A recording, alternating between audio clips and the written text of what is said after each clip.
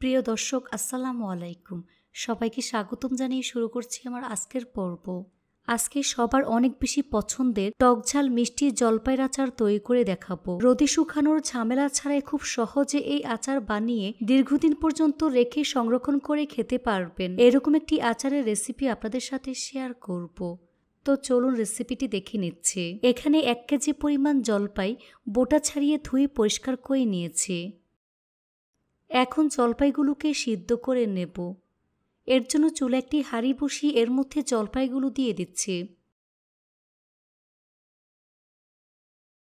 এবার এর মধ্যে পর্যাপ্ত পরিমাণ পানি দিয়ে দিচ্ছি। তারপর জলপাই সিদ্ধ হওয়া পর্যন্ত জাল করে নিতে হবে। 10 থেকে 12 মিনিট সময় নিয়ে জলপাই সিদ্ধ করে নেব। এ পর্যায়ে লবণ কিংবা হলুদ কোনো কিছুই ব্যবহার করব না, পরবর্তীতে মশলা ব্যবহার করব। এই তো প্রায় 15 মিনিট সময় নিয়ে জাল করে জলপাইগুলো সিদ্ধ করে নিয়েছি। তারপর চুলা থেকে নামিয়ে পানি খুব ভালো করে ঝরিয়ে এই জলপাইগুলোকে ঠান্ডা করে নিতে হবে। এই ফাঁকে আচারের জন্য মশলা আমি রেডি করে নিচ্ছি। এর জন্য চুলা একটি ফ্রাই প্যান বসিয়ে দিচ্ছি আর ফ্রাই প্যান গরম করে নেব।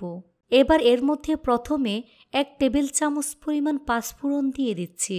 দিয়ে দিচ্ছি 1 চা চামচ পরিমাণ আস্ত ধনিয়া, 1 চা চামচ পরিমাণ মৌরি বা মিষ্টি জিরা দিয়ে দিচ্ছি। 5 থেকে 6টি শুকনো মরিচ দিয়ে দিচ্ছি।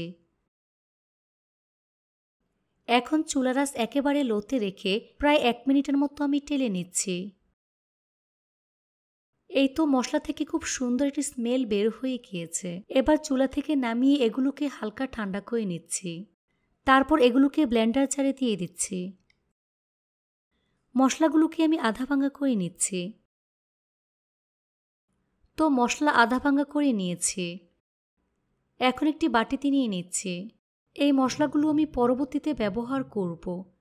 এখন এটাকে এক সাইডে রেখে দিচ্ছি।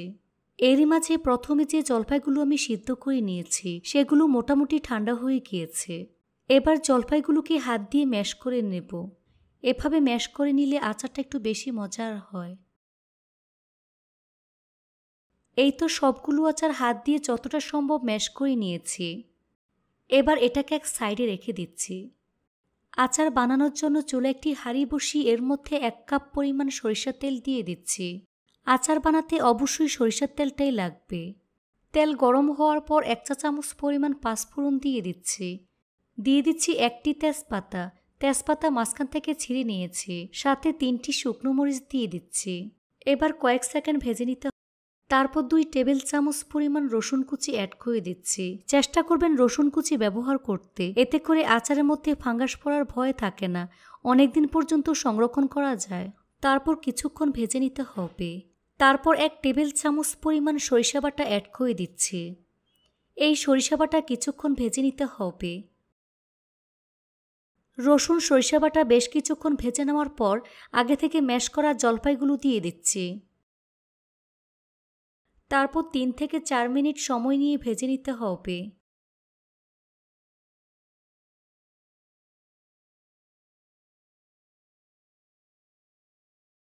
জলপাই ভেজে নেওয়ার পর 2 কাপ পরিমাণ চিনি অ্যাড করে দিচ্ছি।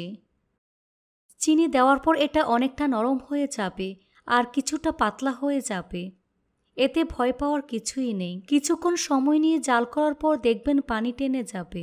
চিনি ভালো করে গলে আসা পর্যন্ত নাড়তে হবে। চিনি সম্পূর্ণ গলে যাওয়ার পর এর মধ্যে স্বাদমতো লবণ অ্যাড করে দিচ্ছি।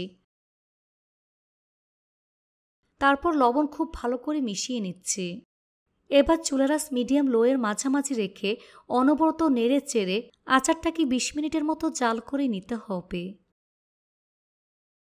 20 মিনিট পর দেখুন আচার অনেকটা ঘন হয়ে গিয়েছে আর কালারটাও চেঞ্জ হয়ে গিয়েছে। এ পর্যায়ে আগে থেকে তৈরি করে রাখা মশলাগুলো দিয়ে দিচ্ছি। সাথে 1 টেবিল চামচ পরিমাণ ভিনেগার বা সিরকা দিয়ে দিচ্ছি। এই সিরকা বা ভিনেগার দেওয়ার ফলে আচার ফ্রিজের বাহিরে প্রায় 6 মাসের মতো সংরক্ষণ করে রাখতে পারব। তারপর আরও অনেকটা সময় নেড়ে চেড়ে আচারটাকে লো আঁচে জাল করে নেব। এতে করে আচারের কালারটা আরও অনেক বেশি সুন্দর হবে। এই তো আমার আচার সম্পূর্ণ রেডি হয়ে গিয়েছে। এখন চুলা বন্ধ করে দিচ্ছি। তারপর পরিবেশন করে আপনাদের দেখিয়ে দিচ্ছি।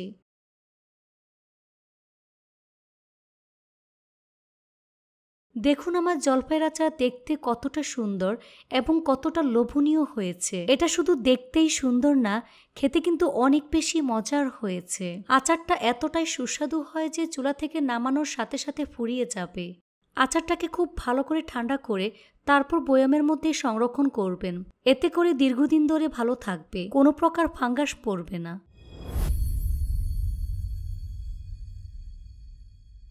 রোদে দেওয়ার ঝামেলা ছাড়াই টকঝাল মিষ্টি জলপাই আচার তৈরি করে দেখাবো। কিভাবে পারফেক্ট আচার তৈরি করে দীর্ঘদিন ধরে আচার সংরক্ষণ করা যায় সেই টিপস আপনাদের সাথে শেয়ার করব। তো চলুন রেসিপিটি দেখে নিচ্ছি। প্রথম একটি মিক্সিং বলে 1 কেজি পরিমাণ জলপাই বোটা ছাড়িয়ে খুব ভালো করে ধুয়ে পরিষ্কার করে পানি ভালো করে ঝরিয়ে নিয়েছি। এবার ছুরির সাহায্যে ঠিক এভাবে কেটে নিচ্ছি। এভাবে কেটে নিলে জলপাই দ্রুত সিদ্ধ হয়ে যাবে আর ভিতরে তেল মশলা ঢুকতে পারে। এভাবে একটি জলপাইয়ে 4টি দাগ কেটে নিচ্ছি। তবে এতে করে জলপাই কিন্তু ভেঙে যাবে না, একেবারে আস্ত থাকবে। সবগুলো জলপাই আমি একইভাবে কেটে নিয়েছি। আচার তৈরি করার জন্য চুলায় একটি ফ্রাই প্যান বসিয়ে এর মধ্যে 1/2 লিটার পরিমাণ সরিষার তেল দিয়ে দিচ্ছি। আচার তৈরিতে অবশ্যই সরিষার তেলই লাগবে। 1 কেজি পরিমাণ জলপাইয়ের জন্য 1/2 লিটার পরিমাণ সরিষার তেল ব্যবহার করেছি। তেল গরম হয়ে এলে এর মধ্যে 1 টেবিল চামচ পরিমাণ পাঁচফোড়ন দিয়ে দিচ্ছি। এরপর 8 থেকে 10টি শুকনো মরিচ দিয়ে দিচ্ছি। এই পাঁচফোড়ন এবং শুকনো মরিচ কয়েক সেকেন্ড ভেজে নিতে হবে। কয়েক সেকেন্ড ভেজে নিয়ে এর মধ্যে 2 টেবিল চামচ পরিমাণ রসুন দিয়ে দিচ্ছি। চাইলে আপনারা রসুনের কোয়া 2 ভাগ করে কেটে নিতে পারবেন। রসুন দেওয়ার পর 1 থেকে 1.5 মিনিটের মতো ভেজে নিতে হবে। রসুন 1 মিনিটের মতো ভেজে নেওয়ার পর এবার এর মধ্যে 2টি তেজপাতা, সাথে 2 টেবিল চামচ পরিমাণ সরিষা বাটা অ্যাড করে দিচ্ছি। চেষ্টা করবেন হলুদ সরিষা ব্যবহার করতে, এতে করে আচারের স্বাদ ভালো হবে। দেখুন সরিষা থেকে অনেকটা ফেনা উঠেছে। তেলটা যদি খাঁটি হয় সেক্ষেত্রে ফেনা উঠবে, এতে করে ভয় পাওয়ার কিছুই নেই। তেজপাতা ও সরিষা বাটা দিয়ে 30 সেকেন্ড ভেজে নিতে হবে। তারপর একে একে জলপাইগুলো আমি দিয়ে দিচ্ছি। জলপাই দেওয়ার পর খুব ভালো করে মিশিয়ে নেব। তারপর একে একে গুঁড়া মশলাগুলো আমি দিয়ে দিচ্ছি।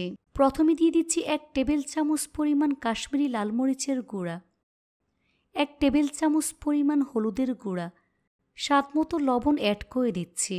এখন চুলার আঁচ মিডিয়ামে রেখে সবকিছু খুব ভালো করে মিশিয়ে নিচ্ছি। এভাবে অনবরত নেড়ে চেড়ে প্রায় 10 থেকে 12 মিনিট সময় নিয়ে জলপাই সিদ্ধ করে নিতে হবে। এ পর্যায়ে নাড়াচাড়া বন্ধ করা যাবে না, তাহলে মশলাগুলো পুড়ে যাবে আর আচার খেতে ভালো লাগবে না।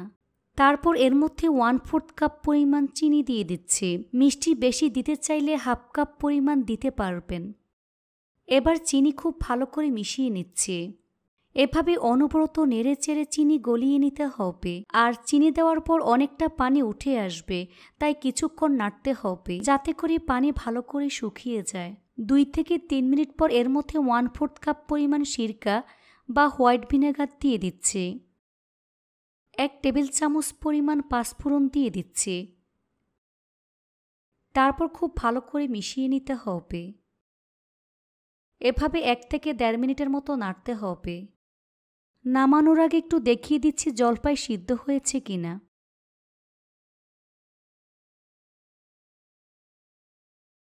দেখুন জলপাই পারফেক্টভাবে সিদ্ধ হয়ে গিয়েছে।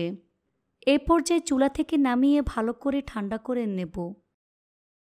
আচার খুব ভালো করে ঠান্ডা করে তারপর কাঁচের জারে সংরক্ষণ করব। এভাবে 1 বছর পর্যন্ত আচার ভালো থাকবে। এই আচারে 1 সপ্তাহ পর পরিপূর্ণ স্বাদ পাবেন। চাইলে এখনই খেতে পারবেন। মাঝে মাঝে ঝাড়ের ঢাকনা সরিয়ে আচার রোদে দিবেন আর আচার নেওয়ার সময় শুকনো চামচ ব্যবহার করবেন। এতে করে আচার নষ্ট হবে না, দীর্ঘদিন ধরে ভালো থাকবে। সবাই অনেক বেশি ভালো থাকবেন। আল্লাহ হাফেজ।